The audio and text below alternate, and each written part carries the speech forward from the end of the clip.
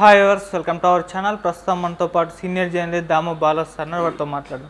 నమస్కారం సార్. నమస్తే సార్, బెంగళూరులో ఒక రేవ్ పార్టీ జరిగింది సార్. అయితే ఈ రేవ్ పార్టీలో మన తెలుగు యాక్టర్స్ కూడా చాలామంది అటెండ్ అయ్యారు. అందులో నటి హేమ గారి పేరు అయితే వినబడుతుంది. మరి వీళ్ళు అటెండ్ అయ్యారా లేదా? ఈ రేవ్ పార్టీ ఎవరు జరిపించారు సార్? బెంగళూరులో ఎలక్ట్రానిక్ సిటీ, అక్కడే మన ఈ మధ్య సాఫ్ట్వేర్ కంపెనీస్ అవన్నీ కూడా అటుపక్కే బాగా పెరుగుతున్నాయి. ఆ ఎలక్ట్రానిక్ సిటీ దగ్గర జిఆర్ఎం ఫామ్ హౌస్ అనే ఒక ఫామ్ హౌస్లో సన్సెట్ నుంచి సన్సెట్ టు సన్ రైజ్ దాని పేరు రేవ్ పార్టీ జరిగింది. 5 గంటల నుంచి మార్నింగ్ 6 గంటల వరకు. సో ఇందులో మొత్తం 101 మంది పాల్గొన్నారు. అందులో 71 మంది మగవాళ్ళు, 30 మంది అమ్మాయిలు. ఇందులో 25 మంది యంగ్ గర్ల్స్ ఉన్నారని చెప్తున్నారు. ప్రధానంగా వీళ్ళు ఎక్కువ మంది హైదరాబాద్ నుంచి లేదా ఆంధ్రప్రదేశ్ నుంచి ఎక్కువ మంది పోయారని చెప్తున్నారు. సో ఈ పార్టీని నిర్వహించిన అతని పేరు వాసు అని, ఇతను హైదరాబాద్ అని చెప్తున్నారు. ఈ వాసుది ఈ ఫామ్ హౌస్ ఏమో గోపాల్ రెడ్డి అని కంకార్డ్ అనే ఒక కంపెనీ యజమానిది. అతను వీళ్ళకి రెంట్కి ఇచ్చాడని చెప్తున్నారు. దాదాపు 50 లక్షల వర్త్ ఆ పార్టీ మొత్తం ఇతను వాసు కండక్ట్ చేసింది.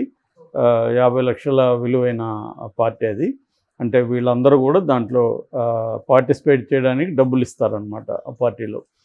సో ఇది మామూలుగా ఒక 50 మంది 100 మంది పార్టీలు చేసుకుంటే తప్పేం లేదు లీగల్గా. కాకపోతే ఎక్కువ పార్టీలు ఏమైనా ఉంటే దగ్గర ఉన్న పోలీస్ స్టేషన్లో ఇన్ఫామ్ చేయాల్సి ఉంటుంది. అట్లాగే వాళ్ళు ఏం చేస్తారంటే అవర్స్ ఫిక్స్ చేస్తారు, ఈ గంటల లోపల మీరు చేసుకోండి అని. 12, 1 అట్లా కాకుండా తెల్లారి వరకు పార్టీలు చేసుకున్నప్పుడు వితౌట్ ముందు ప్రయర్ పర్మిషన్ లేనప్పుడు పోలీసులు దాడి చేస్తారు. అట్లాగా ఈ సెంట్రల్ క్రైమ్ బ్రాంచ్ అని బెంగళూరులో వాళ్ళకి ఇన్ఫర్మేషన్ వచ్చింది. ఇలాగా ఇది రాత్రి అంతా చేస్తూనే ఉండరు, తెల్లవారు కంటే వాళ్ళకి డౌట్ వచ్చి వెళ్ళి దాడి చేశారు, సెర్చ్ చేసినప్పుడు వాళ్ళకి 45 గ్రాముల కొకైను అండ్ ఎండిఎంఏ అని ఇంకొక డ్రగ్ ఉంటుంది, క్యాప్సూల్స్ ఉంటాయన్నమాట. So tablets MDMA tablets plus cocaine ఈ 2 కలిసి దొరికాయి అక్కడ. 3 డ్రగ్ పెడ్లర్స్ కూడా, అంటే ఈ డ్రగ్స్ని సప్లై చేసే వాళ్ళు 3 కూడా దొరికారు.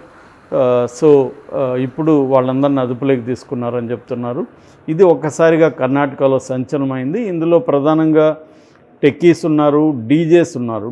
ప్రముఖ డీజేస్ 3 ఉన్నారు. దాంట్లో కేవి అనే ఒక ప్రముఖ డీజే ఉన్నాడు. తర్వాత బ్లడీ మస్కరా రబ్జే, వీళ్ళు 3 ఉన్నారనమాట. వీళ్ళ 3ని కూడా పోలీస్ స్టేషన్కి తీసుకెళ్లారు. అట్లాగే టెక్కీలు ఎక్కువ మంది ఉన్నారు, అంటే సాఫ్ట్వేర్ బ్యాచ్. దాని తర్వాత సినిమా వాళ్ళు, తెలుగు సినిమాకు సంబంధించి అనేక మంది అమ్మాయిలు ఉన్నారని చెప్తున్నారు. వాళ్ళ పేర్లు అయితే ఎవరిది ఇంకా ప్రముఖంగా రాలేదు. ఒక హేమ పేరు మాత్రం కన్నడ మీడియా విపరీతంగా హైలైట్ చేసి ఫోటోలు అవన్నీ వేస్తుంది.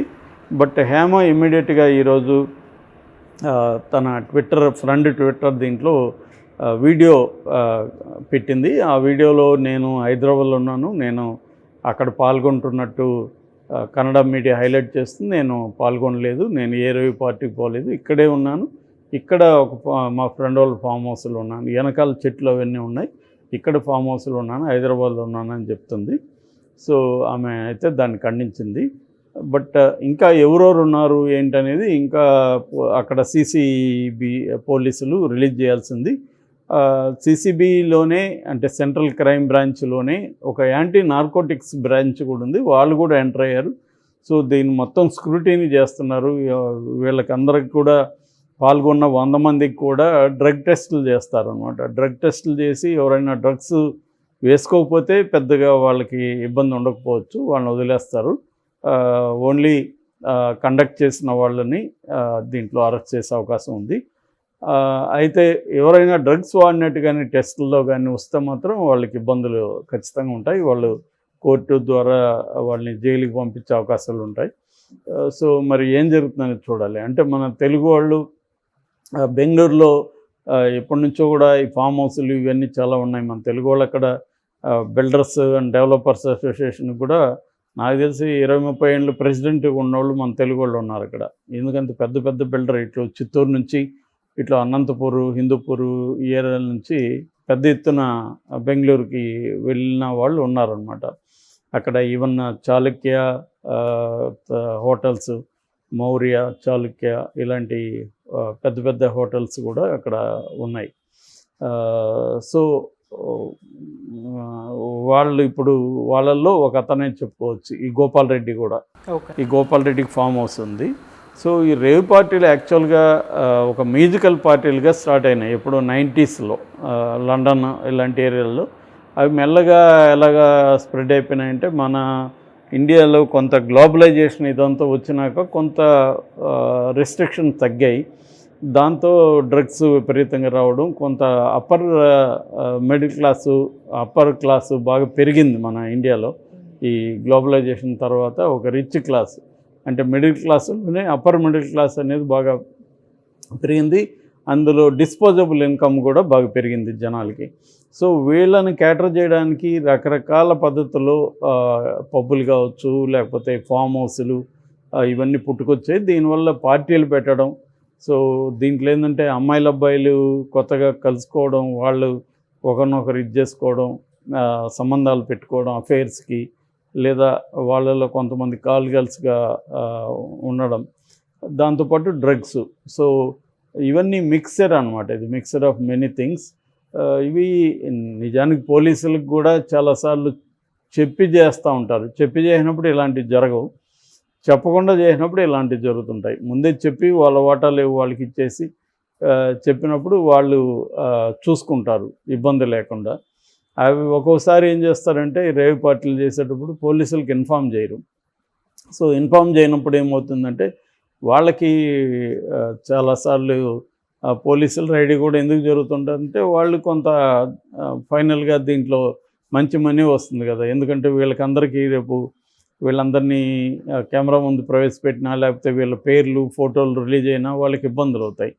సో అందుకని ఎక్కువసార్లు మేనేజ్ చేసుకుని పోలీసులకి వాళ్ళకు డబ్బులు ఇచ్చి బయటికి రావడానికి ట్రై చేస్తుంటారు. అయితే ఇక్కడ ఈ మధ్యకాలంలో హైదరాబాద్లో స్ట్రిక్ట్ అయింది. రేవంత్ రెడ్డి వచ్చినాక కూడా ఇటువంటి పార్టీలు ఆ మధ్య కూడా ఒక దాడి జరిగింది, మనం కూడా చెప్పుకున్నాం వీడియో. దాడి జరిగి వాళ్ళు అరెస్ట్ అయ్యారు. రెండోది డ్రగ్స్ మీద చాలా స్ట్రిక్ట్గా ఇక్కడ దాడులు జరుగుతున్నాయి. సో పెద్ద ఎత్తున పట్టుకుంటున్నారు. దీంతో మెల్లగా బెంగళూరుకి షిఫ్ట్ అయినట్టుగా మన వాళ్ళు కనబడుతుంది. అక్కడ కొన్ని ఫామ్ హౌస్లు పెట్టుకొని ఇక్కడ నుంచి చాలామంది ఫ్లైట్లలో వెళ్ళారంట దీనికోసం. ఫ్లైట్లలో వెళ్ళి అక్కడ డే అండ్ అంటే 5 to మార్నింగ్ 6 అంటే సన్సెట్ నుంచి సన్ రైజ్ వరకు అనే పార్టీ చేశారు. సో ఒకటి ఏంటంటే మ్యూజిక్, డ్యాన్సులు, తర్వాత డ్రగ్స్, తర్వాత అమ్మాయిల అబ్బాయిల వ్యవహారాలు, ఇవి అక్కడ ప్రధానంగా ఉంది. ఇప్పుడు మరి సిసిబి పోలీసులు వీళ్ళని ఎంతమందిని అరెస్ట్ చేస్తున్నారు, ఇవన్నీ ఇంకా మనకి ఈరోజు ఇది జరిగింది మార్నింగే. సో అర్లీ మార్నింగ్ పట్టుకున్నారు వాళ్ళని. సో ఇప్పుడు అక్కడ ఎలక్ట్రానిక్ సిటీ పోలీస్ స్టేషన్లో వీళ్ళందరినీ హాజరుపరిచారు. వాళ్ళందరి డీటెయిల్స్ అవన్నీ చూసుకుంటున్నారు. టెస్టులకి వీళ్ళని హాస్పిటల్స్కి పంపించే అవకాశం ఉంది. ఈ టెస్టుల తర్వాత ఎందుకంటే ఇప్పుడు ఆల్కహాల్ డ్రగ్ మిక్స్ అయిపోయి ఉంటుంది, మరి డ్రగ్ తీసుకుంటే తెలుస్తుందా, ఎలా తెలుస్తుందని చూడాలి టెస్టులు, బ్లడ్ టెస్టులో. ఓకే. సో దీని నుంచి ఇంకొంత అదేదో అంటారు కదా, తీగ లాగితే డొంకంత కదిలినట్టుగా ఈ డ్రగ్ పెడ్లర్స్ ఎక్కడి నుంచి వచ్చింది, వీళ్ళకి ఎవరు సప్లై చేశారు, ఇవన్నీ కూడా బయటకు వచ్చే అవకాశం ఉంది. సినిమా వాళ్ళు, తెలుగు సినిమా వాళ్ళు కూడా ఉన్నట్టయితే కన్నడ మీడియా విపరీతంగా రాస్తుంది. ఎందుకంటే కన్నడ మీడియాకి అక్కడ కన్నడ పోలీసు లీక్ చేసే అవకాశం ఉంది కాబట్టి. మరి హేమ పేరు ఎందుకు వచ్చింది అనేది కూడా ఇంపార్టెంట్. ఇంకోటి ప్రామినెంట్గా దీంట్లో కాకాని గోవర్ధన్ రెడ్డి పేరు కూడా వినిపిస్తుంది. ఎందుకంటే ఒక లగ్జరీ కార్లో ఆయన పాస్పోర్ట్ ఉందని, ఆయన స్టిక్కర్ ఉంది కారుకి అని కూడా చెప్తున్నారు. ఆయనైతే ఆల్రెడీ ఖండించారు. ఆయన కూడా నాకు సంబంధం లేదు, అది నా పాస్పోర్ట్ కాదు, నా స్టిక్కరు పెట్టుకొని ఉండొచ్చేమో కానీ నాకు సంబంధం లేదు. అక్కడ ఎక్కువ లగ్జరీ కార్సు, ఆడీసు, బిఎండబ్ల్యూస్, ఇట్లాంటి లగ్జరీ కార్స్ ఎక్కువ దొరికాయి అన్నమాట. Okay sir, thank you so much.